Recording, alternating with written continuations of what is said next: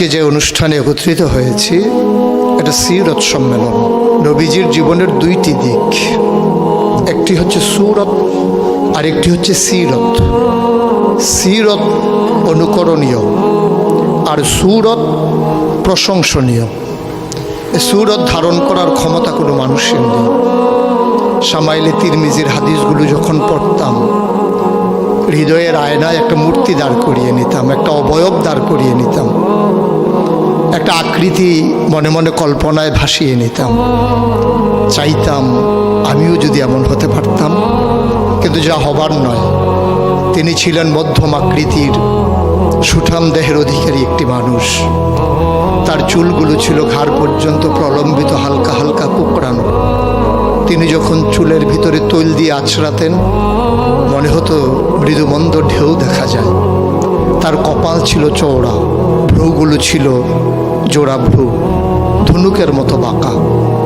চোখের পাতাগুলো ছিল ফুটন্ত গোলাপের গোলাপি রঙের এক একটি পাপড়ির মতো।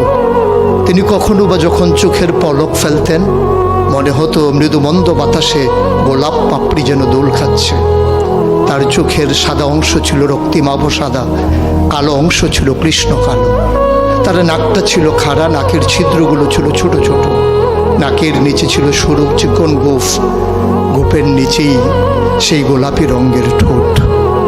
তার ঠোঁটগুলো যখন কখনো বা মুচকে হাসত, গোটা পৃথিবীর মানুষ অবাক বিস্ময়ে দেখত গোটা পৃথিবীতে যেন বিজলি চমকিয়েছে। তিনি কখনো বা যখন এই রাস্তা দিয়ে হেঁটে যেতেন, 1 মাস পরেও কখনো যখন সাহাবা হাঁটতেন, তার গায়ের জান্নাতি গন্ধ তারা পেতেন। মায়েরা উম্মাহাতুল মুমিনিন যারা, তারা নবীর যখন কখনো এই ঘামে ভেজা শরীর নিয়ে ঘরে ঢুকতেন, কপালের ভিতরে মুক্তোর দানার মতো ঘামগুলো যখন জমে থাকতো, মায়েরা ছোট্ট শিশি খুঁজে সেই ঘামগুলো শিশিতে ভরে জমা রেখে দিতেন, কখনো বা ঈদে কোনো অনুষ্ঠানে যেন আতর হিসেবে ব্যবহার করতে পারেন। সুরত ধারণ করা কোনো মানুষের সাধ্যর বাইরে। কখনোই কোনো মানুষ সুরত ধারণ করতে পারবে না চেষ্টা করলেই, কিন্তু তার সিরত যেটা অনুকরণীয়, অনুপম আদর্শ। তিনি এসেছিলেন এই জন্যে, ওয়ামা আরসালনাকা ইল্লা রাহমাতাল লিল আলামিন। তিনি ছিলেন রহমত গোটা ধরনীর জন্যে। যেমন করে আল্লাহ বলেছেন, ফাবিমা রাহমাতিম মিনাল্লাহি লিনতা লাহুম ওয়ালাউ কুনতা ফাজ্জান গালিজাল কলব লানফাদ্দু মিন হাওলিক ফাআফু আনহুম ওয়াস্তাগফির লাহুম ওয়াশাওিরহুম ফিল আমর ফাইযা আযামতা ফাতাওয়াক্কাল আলাল্লাহ ইন্নাল্লাহা ইউহিব্বুল মুতাওয়াক্কিলিন। তিনি এসেছিলেন তেমন করে। কেন তাকে পাঠানো হয়েছিল? আল্লাহ নিজেই বলেছেন, লাকাদ কানা লাকুম ফি রাসূলিল্লাহি উসওয়াতুন হাসানা।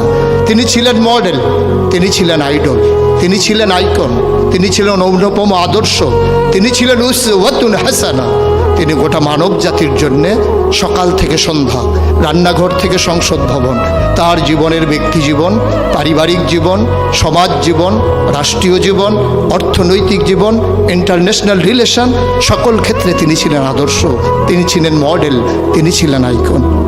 ১বিংশ শতাব্দীর সূচনা লগ্নে দাঁড়িয়ে গোটা পৃথিবী যখন ঝঞ্ঝা বিক্ষুব্ধ, গোটা পৃথিবীর মানবতা যখন আজকে ভুলণ্ঠিত, আজকে শুধু মুসলিম নয়, গোটা মানুষ যখন আজকে অপর মানুষের ভোটের নিচে পৃষ্ঠ হচ্ছে তার জীবন, মানুষগুলো যখন আজকে রক্তে রঞ্জিত হচ্ছে তার গোটা দেহ, সেই ফিলিস্তিনের দুধু মরুভূমি আজকে যখন আমার কিশোর ভাইয়ের রক্তে রঞ্জিত, সেই ঝিলাম নদীর পানি আজকে যখন স্বচ্ছ স্ফটিকের মতো আর নেই, কাশ্মীরের ভাইয়ের রক্তে যখন রঞ্জিত, পার্শ্ববর্তী আরাকানের মুসলমানেরা আজকে উখিয়ার সেই টেকনাফের তাঁবুর নিচে তারা যখন মানবেতর জীবনযাপন করছে, আজকে বারবার মনে পড়ে সেই নবীজির কথা। তিনি যদি আজকে আসতেন কোনো একটা ভূখণ্ডে, আমরা যদি দৌড়ে দৌড়ে তার কাছে যেতে পারতাম, গোটা মানবতা যদি বলতে পারতাম মুক্তি চাই, স্বাধীনতা চাই, ভোটের নিচ থেকে জীবন চাই, তিনি হয়তো আঁকড়ে ধরে বলতেন, এখানেই শান্তি। চলে এসো উদখুলু ফিস-সিলমি কাফা, তাহলেই তোমাদের জন্য প্রশান্তি, তাহলেই তোমাদের জন্য মৃত্যুর, স্বাভাবিক মৃত্যুর গ্যারান্টি। কখনোই আর ঝঞ্ঝা বিক্ষুব্ধ পৃথিবীতে তোমাদেরকে বুক পেতে দিতে হবে না বুলেটের সামনে। যদি এমন হতো, আমাদের কথাগুলো যত কোরআনের কথার মতো, ওয়ামান আহসানু কাওলাম মিম্মান দাআ ইলাল্লাহ ওয়া আমিলা সালিহান ওয়া ক্বালা ইন্নানী মিনাল মুসলিমিন, আমাদের তাগিদ জুতে হতো এমন উদখুলু ফিস-সিলমি কাফা, ইসলামে পরিপূর্ণভাবে চলে আসো। আমরা যদি সে কথা থেকে দূরে সরে আসতে পারতাম, আফাতুমিনুনা বিবাযিল কিতাব ওয়া তাকফুরুনা বিবায, কতই না সুন্দর হতো।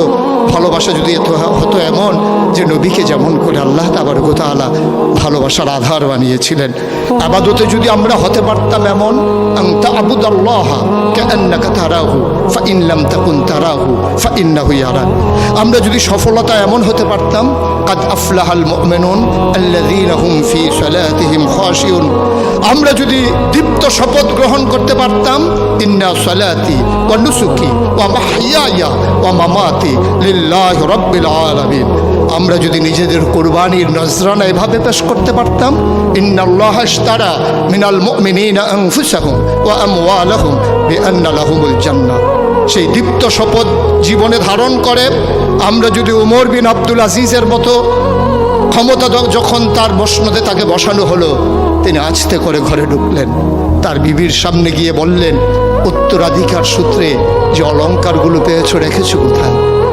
অলংকারগুলো কাঠের বাক্সে ভরে যখন তার সামনে এনে দেওয়া হলো, বলছিল এর ভিতরে আমি রক্তের গন্ধ পাই, এর ভিতরে আমি বাতিলের গন্ধ পাই, সুতরাং এই অলংকার তোমার না, এই অলংকার আমাদের জন্য গোলার কাটা, জাহান্নামের শাস্তির কারণ।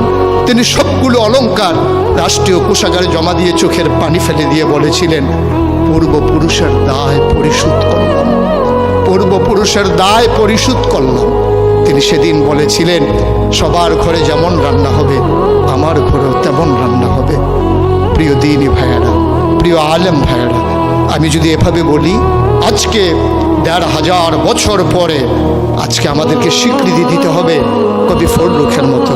তিনি বলেছিলেন, কোরআনের নূর বুকে পুড়ে নিয়ে দাঁড়ালে যখন মরুর পথে, মহাবেদনায় দেখলে মানুষ ভাসছে পাপের কলস স্রোতে, সে কি অনাচার, সে কি বেবিচার, বিভৎস ক্রূর আখি বিলীন ভয়াল ঘৃণায় নাক্কার শতাব্দী পথের রাত্রি দিন।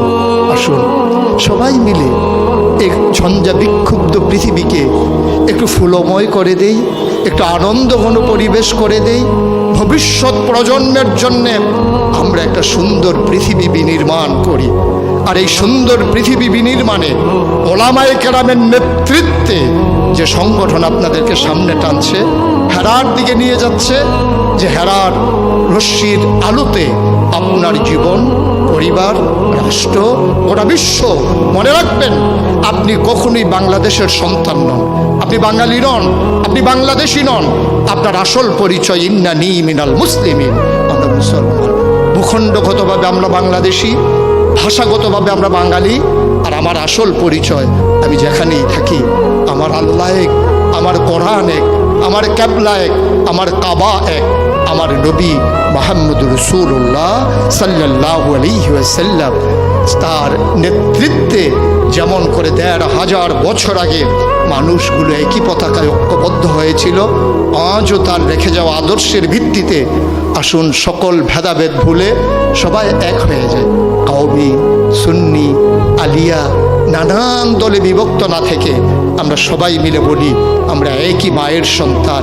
সেই মা যদি হয় হাওয়া, সেই মা যদি হয় ইব্রাহিমের স্ত্রী, আমাদের জন্য যার মা, তাহলেই আমরা মনে করি আমরা একীভূত হওয়া সম্ভব। আসুন ভাগাভাগি নেই, আমি চৌধুরী, আমি সরকার, আমি পেশকা, কোনো পরিচয় আমার আসল পরিচয় নয়, আমার আসল পরিচয় আমি মুসলিম। এটাই হোক মূল মন্ত্র, এটাই হোক সামনের পথ চলার পথে, তাহলেই মজলিস সার্থক হবে, তাহলে এই পথ চলা সুন্দর হবে, তাহলেই সময় দেওয়া কাজে লাগবে। আশা করি সে অনুভূতি নিয়ে আমরা এগিয়ে আসছি।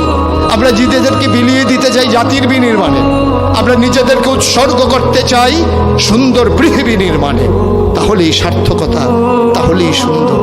আমরা তো নিকৃষ্ট নিকৃষ্ট কোনো জীব নই, আমরা আশরাফুল মাখলুকাত, মানুষ হিসেবে বেঁচে থাকতে চাই। শির উঁচু করে কখনোই অবদমিত হয় না, বাতিলের কাছে মাথা নত করে বাঁচার চাইতে, যেমন করে বলেছিলেন শিয়ালের মতো 500 বছর বাঁচার চাইতে সিংহের মতো এক মুহূর্ত বেঁচে থাকাই, এটাই হচ্ছে পুরুষত্ব, এটাই হচ্ছে বীর মুজাহিদের পরিচয়। আসুন আমরা বীর মুজাহিদ হয়ে দুনিয়া থেকে বিদায় নিয়ে নিই।